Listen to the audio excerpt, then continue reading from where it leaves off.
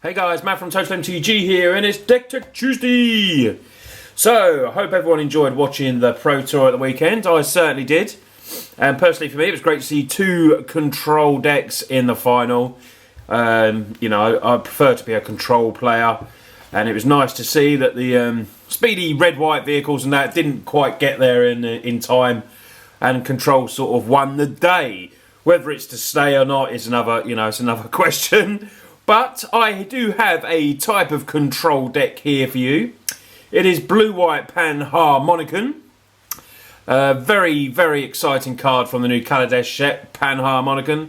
So let's start off by looking at that first, as the deck revolves around Panharmonicon. It's an artifact. If an artifact or creature enters the battlefield causes a triggered ability of a permanent you control, that ability triggers an additional time.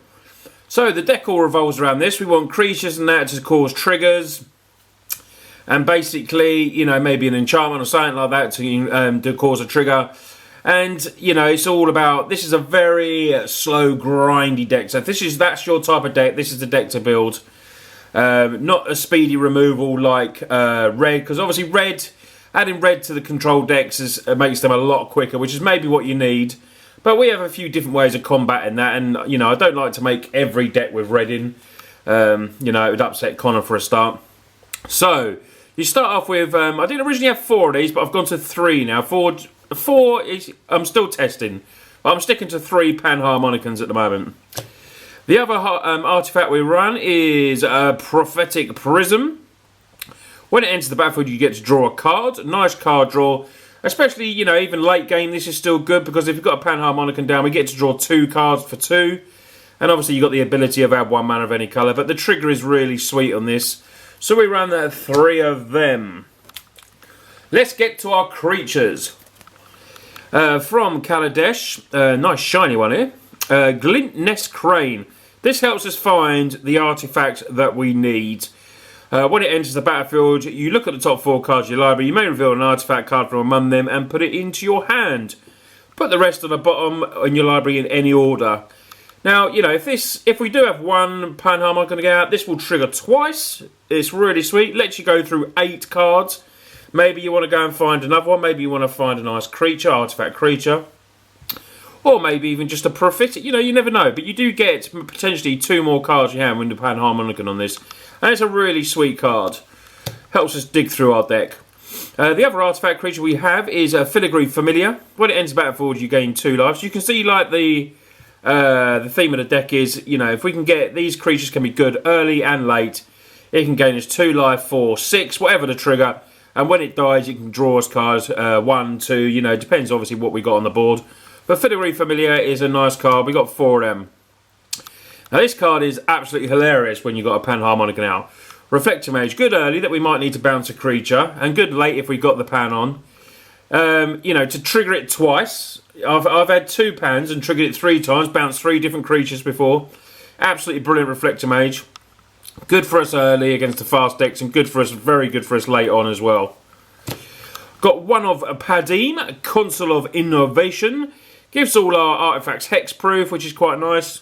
It'd be nice if we can find a way to give this hexproof, but it's got a 1/4 body, so it can be Declaration in Stone, can be exiled, stays out of the way of a lot of 3 damage. Hardness and Lightning, obviously it could hit if they got more energy counters, but it's quite nice. It's a nice little one-off, comes down, it's a nice blocker as well, 1/4. And we go on to our creatures that we hope to win the game with by bashing them with. We've got an Elder Deep Fiend. Just 1 at the moment I've been trying out. Originally I had the white Cataclysmic Gear Hulk, and it was working against me a little bit, because I had artifacts and everything on the board, and sometimes a lot of creatures, and it was doing as much damage to me as it was to our opponent. So I've changed for this. This has been a lot better, because we can sacrifice stuff like the Filigrees, draw cards of it. If Panharmon's out, we can draw multiple cards, sack 1 of them to help pay for this. So then it would come down for 4 instead. We get to tap permanents, and we get to draw cards of it as well. Pretty sweet. Limvala, the Preserver. It's a 5/5. When it enters the battlefield, the opponent has more life. Which is sometimes, it might sound strange even though they might attack us. But sometimes it's doubtful we might still have more life. Because we got life gain in here. And if it goes late, we do get a lot of life. For one of the enchantments that I'll show you in a minute. And if we've got less creatures, we get to do that. And of course, it can trigger twice.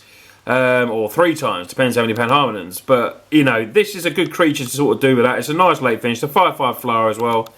So it's always going to be a good finisher. So let's get on to some of the enchantments. This is like, you know, like red has obviously the early removal. This is what we use to slow our opponents down, and it helps us gain life as well. You really like one of these in your opening hand. It's really good. Authority of Councils costs 1 white. The opponent's creatures enter taps, and you get 1 life each time 1 enters. So, you know, if they've got main board fragmentized, that's fair enough. Some people are running it now because there's a lot of, you know, enchantments, obviously artifacts running around.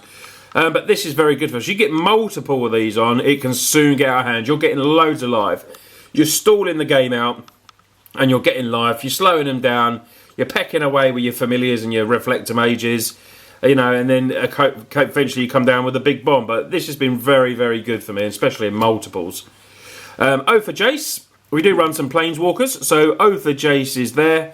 We got, when it enters the battlefield, draw 3 cards and discard 2 cards. So it helps us, you know, sift through for what we want. Nice card. Does cost 3. It's an enchantment. And occasionally we might get a couple of Planeswalkers on so we can scry, or at least one so we can scry as well. So that is the enchantments. Talking of Planeswalkers, I'll show you the Planeswalkers. Jace, Unraveler of Secrets, we have 1 of them. +1 is very good. Scry 1, draw a card. We can return bounce creatures. And the emblem, if we can protect it enough, when they cast their first spell each turn, they counter that spell. Which will work very well with Dove and Barn as well if we get to the emblem. It's all about trying to protect this and get to the emblem. I've done it a couple of times now, and when you get the emblem, it's just dirty. You know, complete slow control this is. My type of deck.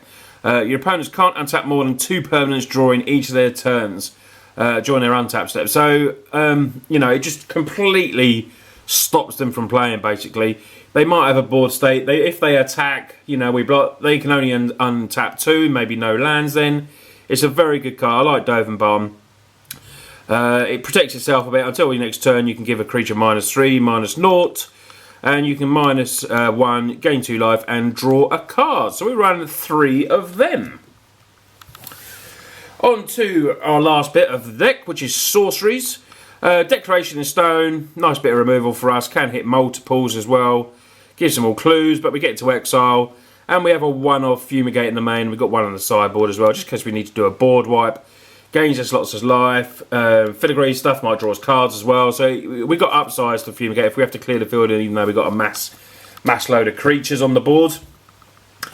Go to the lands. Quick whiz through lands. Prairie Streams, couple of meandering rivers, port towns, and then we got basics, plains and islands. But I will leave a deck list below so you can have a look at all the numbers of all the cards. But yeah, this is the deck, guys. It is proper slow control, but you know, if it's like this type of deck either suits you or it doesn't suit you. You know, if you like speedy decks and you're going to be sticking with the red-white aggros, you know. But if you like control play and want something a tad different, you know, this is a fun deck for you to play, not necessarily for your opponent to play. But are you really too worried about that? Sometimes, you know, it's nice to when you're playing friends to have a fun game. But you know, this deck will frustrate the hell out of people. Sometimes maybe even you when you play it, but it is a very fun deck. I've had good fun playing it. As my friends come around last week, you know, their final words as they walked out of my house was, "I hate blue." So you can tell how good it was and how it ran. So let's go on to the sideboard. Got an extra Fumigate, like I say, good board wipe, gets his life as well. 4 of these, Blessed Alliance. Life gains can sometimes be very important, and sacrifice, target opponent sacrifice and attacking creature can be good. Sometimes, you know, they might just be attacking with that 1 torrential Gear Hulk or Ulama or something like that, and we'll be able to get rid of that. Got an extra land in case I want an extra land in there. Got a Gaia. Each player draws a card and discards a card. I really like this this land. It does help. It gets an opponent to do the same, but you know, it helps us with that as well. A couple of Thalias on theme with the deck. Non-basics and creatures enter tap in case we want a bit more of a creature presence. Another big beta in Bruna. You may cast Bruna the Fading Light when you return a target angel or human creature card from your graveyard to the battlefield. So obviously we could get a Reflector Mage back, something like that. It's got Flying of Vigilance. It's a big 5/7. We don't run Gisela, but I like Bruna as a as a one-of. Run a few negates. Counter, you know, might want to bring them in. Counter non-creature spell. Quarantine Field, nice card as well. I was talking about Fragmentize, helps with artifacts and enchantments with coverage mana cost 4 or less. We've got a couple of them. And we ran a 1 of Descend upon the Sinfield, which exiles all creatures. If we do have Delirium, we get a 4/4 Angel. So guys, this has been the deck this week. It's been a blue-white Panharmonicon. I can never say that card right. I never can. I never will. But yeah, this has been the deck. I hope you like this deck. Blue-white control. Last week's deck was very popular with the Mono Red Haste, and I'm going to record some matches with that one up on the channel. It was very good. If you didn't see all about the brew this week, make sure you go and check that out. You've got to build a mono blue deck, whether it be standard, standard, pauper, modern, whatever you want. Go and do that, and you can email me your deck at totalmtg1@gmail.com. But this has been Deck Tech Tuesday. Blue-white Harmonicon. I even said it wrong again. Panharmonicon. I will get it right one day. Let's hope I'm at the start right and spell it right. Anyway, guys, please go and like and subscribe. You're helping us get towards 2,000 subs. We'll be there soon. Anyway, thanks for watching, and I'll see you guys next week. Cheers, guys.